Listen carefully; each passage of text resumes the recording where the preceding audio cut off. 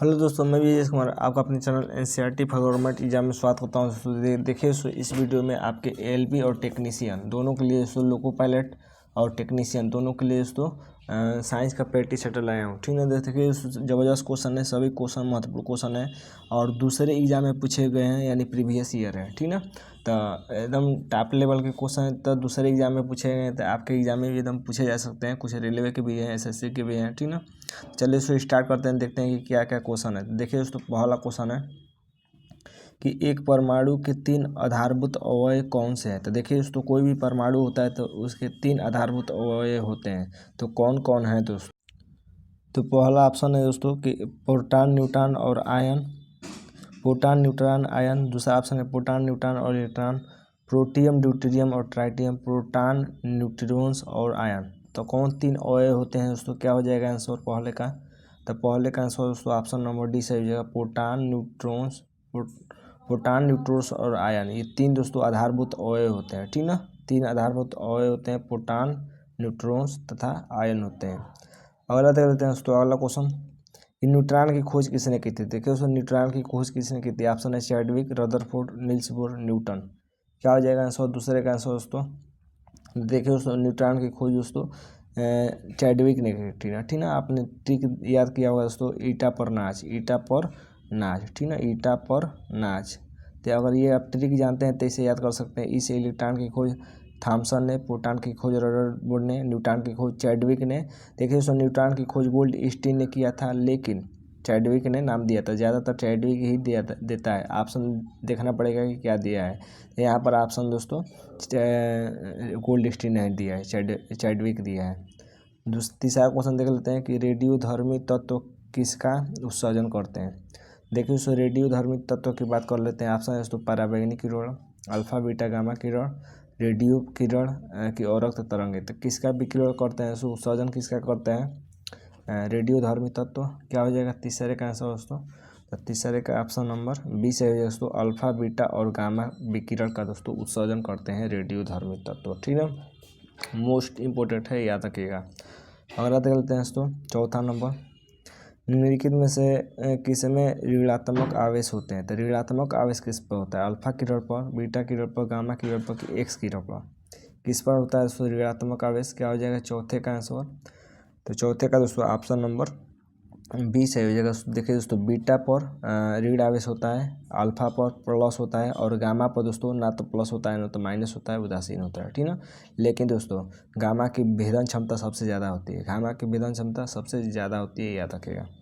X किरण की बात कर लेते हैं दोस्तों। तो एक्स किरण की खोज दोस्तों रॉन्टजन ने किया था, याद रखिएगा, महत्वपूर्ण है, कई बार एग्जाम में पूछा हुआ है कि एक्स किरण की खोज किसने किया था दोस्तों, तो रॉन्टजन ने किया था। ठीक ना, अगला देख लेते हैं दोस्तों, 5वां नंबर, रेडियो सक्रियता की परिघटना की खोज किसने की। देखिए दोस्तों, रेडियो सक्रियता की परिघटना की खोज किसने की। ऑप्शन है दोस्तों Marie Curie, Pierre Curie, Henri Becquerel, J Thomson. देखिए दोस्तों, एग्जाम में पूछा हुआ क्वेश्चन है, तो देख रहे हैं ना ऑप्शन कितना करीब करीब बनाया है। ठीक ना, तो एकदम केवल प्रीवियस ईयर, किसी भी एग्ज़ाम का प्रीवियस ईयर क्वेश्चन है तो उसको प्रैक्टिस मारेंगे तो आपको ज़्यादा अंदाज मिलेगा दोस्तों कि कैसे क्वेश्चन पूछते हैं। क्या हो जाएगा दोस्तों 5वें का आंसर। तो 5वें का दोस्तों ऑप्शन नंबर सी से है दोस्तों हेनरी बेक्वेरेल। हेनरी बेक्वेरेल ने दोस्तों रेडियो सक्रियता के परिघटना की खोज की थी। ठीक ना, बहुत लोग कमेंट करेंगे तो ये एनडीए में पूछा गया है, उससे कोई बहस नहीं है, केवल प्रीवियस ईयर रहना चाहिए। ठीक ना, रेडियोधर्मिता का यूनिट क्या है। रेडियोधर्मिता का यूनिट ऑप्शन है दोस्तों एंगस्ट्रॉम, कैंडेला, फर्मी, क्यूरी। क्या हो जाएगा रेडियोधर्मिता का यूनिट इकाई, सी इसका आंसर होता है। सी इसका दोस्तों ऑप्शन नंबर डी से है दोस्तों क्यूरी। देखिए दोस्तों 26 क्वेश्चन है, आप कमेंट करके जरूर बताइएगा कि आपका कितना सही हो रहा है। ठीक ना, 7वां नंबर क्वेश्चन है दोस्तों कि रेडियोधर्मित पदार्थ का आधा जीवन काल 70 दिन का है।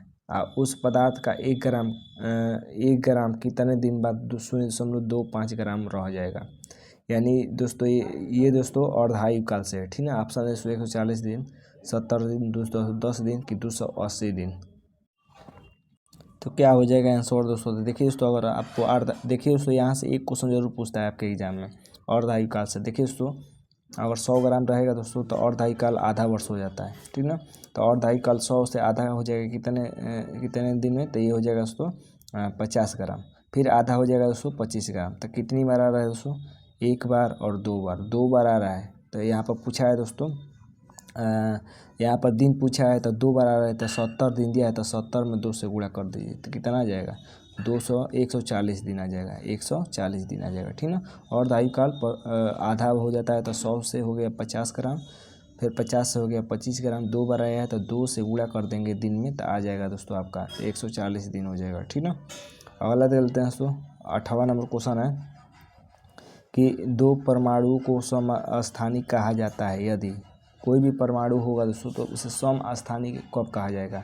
ऑप्शन है उनका परमाणु क्रमांक समान हो परंतु उनकी द्रव्यमान संख्या भिन्न हो, उनमें न्यूट्रॉनों की संख्या समान हो परंतु द्रव्यमान संख्या भिन्न हो, उनमें प्रोटॉनों तथा न्यूट्रॉनों की संख्या का योगफल समान हो परंतु प्रोटॉनों की संख्या भिन्न हो, या उनमें न्यूट्रॉनों की संख्या समान हो परंतु रेडियो एक्टिव और क्षण विधियाँ भिन्न हो।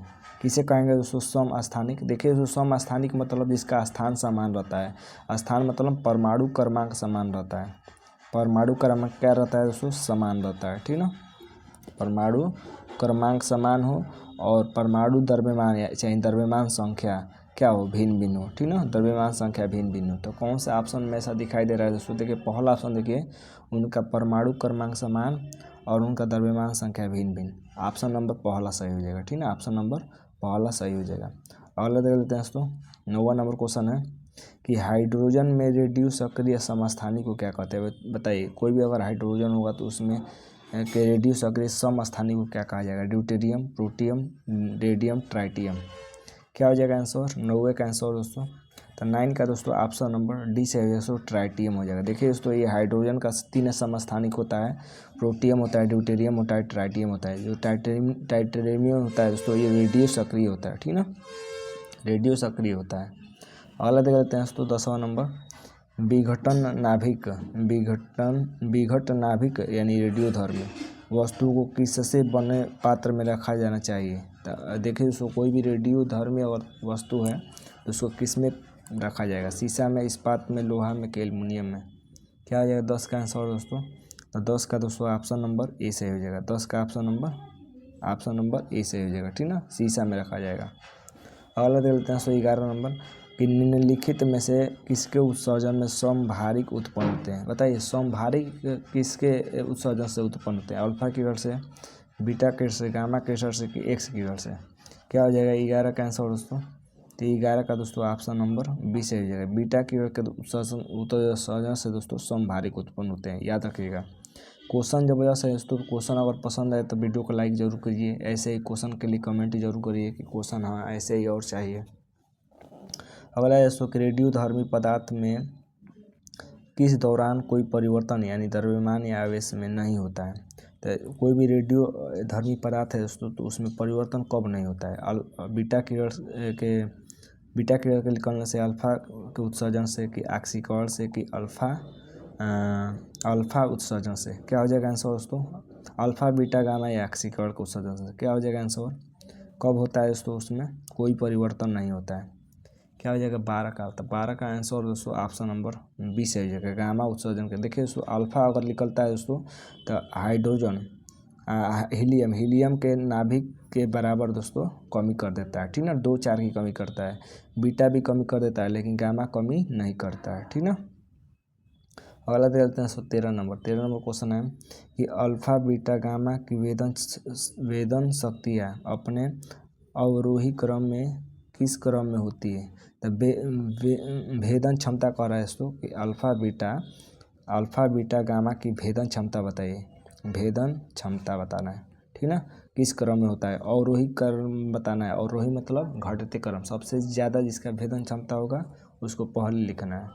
क्या हो जाएगा आंसर दोस्तों। तो देखिए दोस्तों ऑप्शन नंबर बी सही हो जाएगा।